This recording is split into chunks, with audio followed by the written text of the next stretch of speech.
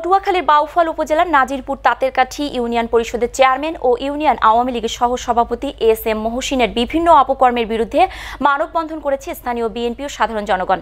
জাহিদ শিকদারের পাঠানো রিপোর্ট। গেল রবিবার সকাল 10টায় উপজেলার নাজিরপুর তাঁতেরকাঠি ইউনিয়ন পরিষদের সামনে এ মানববন্ধন অনুষ্ঠিত হয়েছে। মানববন্ধনে বক্তব্য রাখেন বাউফল উপজেলা যুবদলের সাবেক সাধারণ সম্পাদক হাজি পলাশ, নাজিরপুর ইউনিয়ন বিএনপির সাবেক সাধারণ সম্পাদক ওমর ফারুক, সাবেক ভারপ্রাপ্ত চেয়ারম্যান ও যুবদলের সাবেক সভাপতি রুবেল তালুকদার, প্যানেল চেয়ারম্যান শহীদুল আলম, জিয়া মঞ্চ এর আহ্বায়ক মোজাহিদুল ইসলাম মুন্সি প্রমুখ। এ সময় প্রশাসনের কাছে তাকে আইনে আওতায় এনে সকল অপকর্মের বিচারের দাবিও জানান বক্তারা।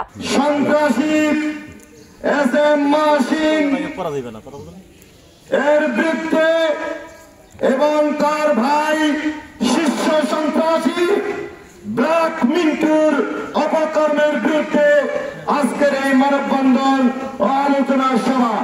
দেশের মানুষ মুক্তি লাভ করেছে।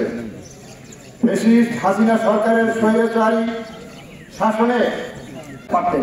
আপনাদের কেউ নিষেধ করে নাই, আপনাদের বিরুদ্ধে কেউ তো ষড়যন্ত্র করে নাই, আপনাদের বিরুদ্ধে কেউ তো কোনো হামলা মামলা করে নাই।